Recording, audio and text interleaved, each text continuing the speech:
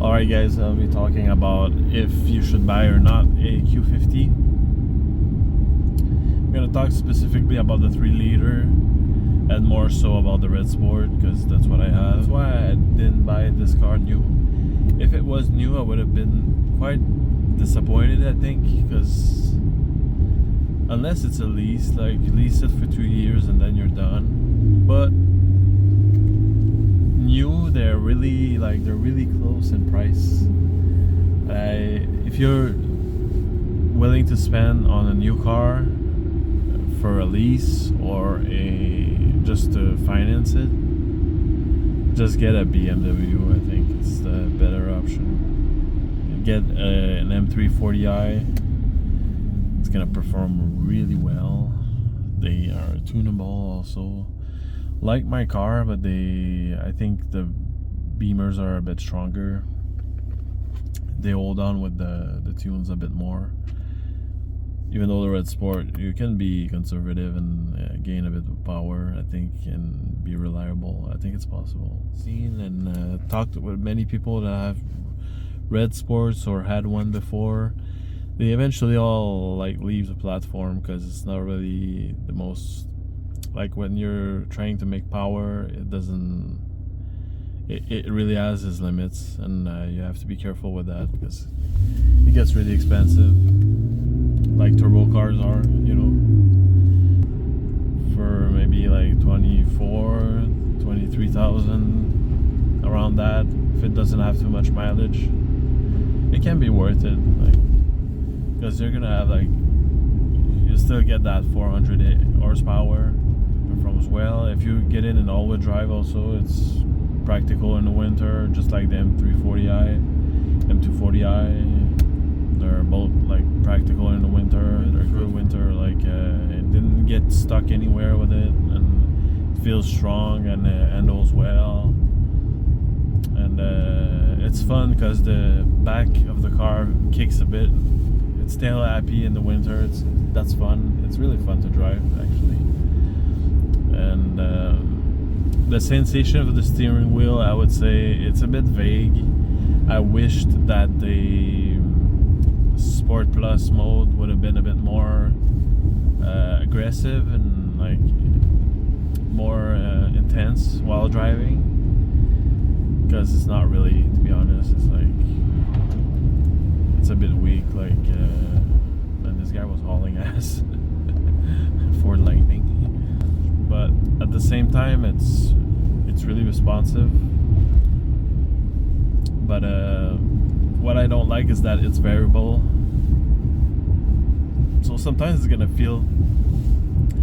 have resistance, and when it's like that, it feels nice. But then it just becomes numb. Sometimes it just does its thing. Not a fan of that. Suspension, you can put it in soft or sport, and you really notice a difference. It's something I appreciate for us Canadian here with the winters we have and stuff, and the roads we have. Yet also there's another option, the Mercedes C43 AMG. The interior is holding up well also. 2018 or 2014, been 6 years. 2025 I mean now. So still 6 years and a couple of months, I guess. But yeah, it's holding up well. The interior doesn't crack too much. It's holding up. But if you get it, just get a warranty with it, extended warranty you can get at the dealership.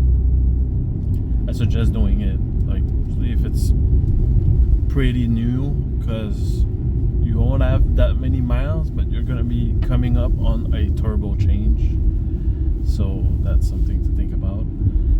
The original base warranty covers it until I think 100 kilometers, 100,000 kilometers, if I am correct. So one thing I forgot to mention about the Q50 is the transmission. A lot of people are talking about it, and course, like people say, it's sluggish and it's a bit confused when you drive with it, and especially if you're in standard mode, which is like the normal mode. It feels sluggish, but when you shift it yourself, it you have to know how it works best, when you can downshift and upshift, and you end up knowing like how it's gonna respond. And once you learn that, it's not that bad. Like, but of course, like, and you cannot really tune it like other cars. You can like the newer 12Rs and whatever. So depending on what you're willing to do, if you buy it new or if you get it used, I suggest getting the M340i. It probably, I never drove one, but it kind of be more numb than the Q50. You don't have really a driving sensation in the car, even though there's bits and parts when you do. It depends on the steering wheel, like how it's doing its dynamic camber and stuff. But then again, it won't break. I don't know for the Beamers if they're good on that. I know the powertrain is good, but yeah. And for sound, it's gonna sound different if you like the BMW sound of the inline 4, inline 6. It depends. Like, same with the Q50, the VR30 is not the best sounding engine, and that's why I didn't go for a crazy loud exhaust or anything. I just went with something pretty basic and well made.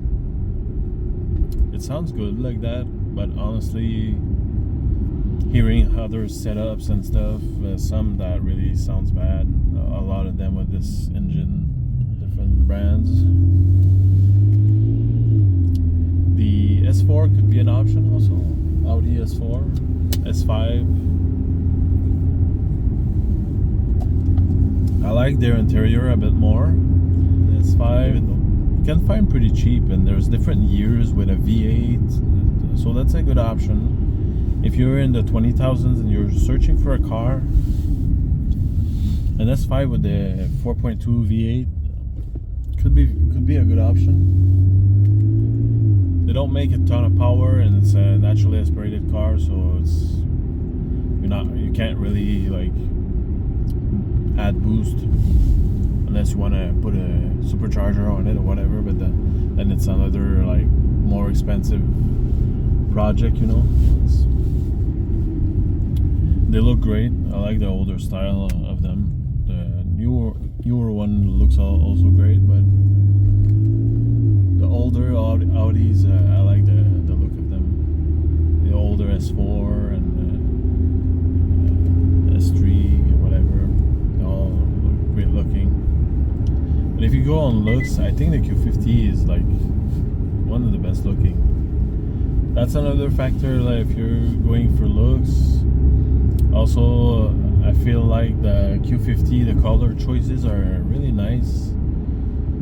The white that I have is pearly. It's a pearl white. You can get red. That's like also like pearl. Looking for that. It's an option. Beamers have nice colors for their M cars, but more the M3. And there are special like colors you can get and stuff that really looks nice. But for the M340i, I think it's a bit more basic and you have less options. And most of them I see are black.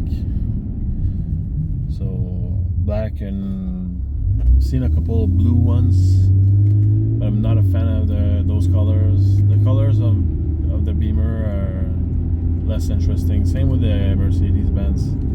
The C43 is not really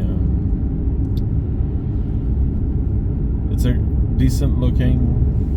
On looking, I would say the Q50 is up there, the first one. Then I would put the C43 and then the M340i maybe. And the Audi would be in there also for sure, like second or third.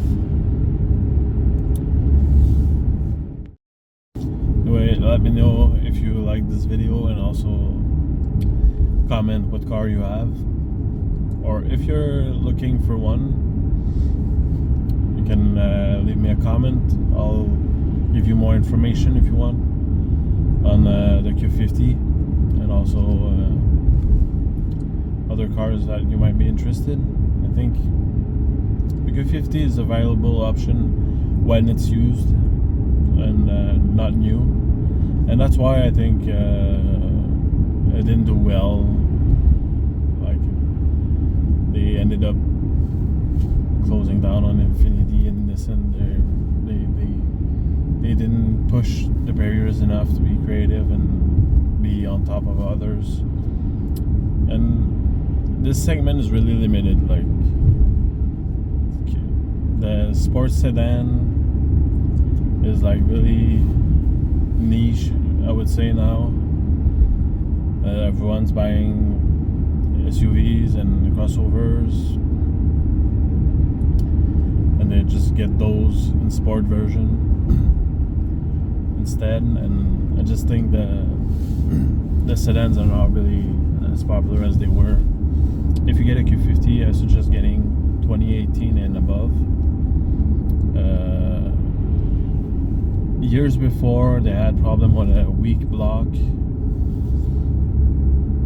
but then again, it's under warranty. They're gonna replace it if it's a problem, but still, it's a hassle. And check that out, 2018 and above. And also the 2018 got upgrades that I think are really interested, and that's why I got a 2018. It's because they had things that I preferred, like the car liner inside, the roof liner is all black. You could get that starting from 2018, not the years before. Also, the front bumper is different, and the lights, the rear lights, I prefer the look. It looks better, more aggressive. So that's the years I would suggest looking at, 2018 and above. So thank you for watching. Peace, and have a good one, guys.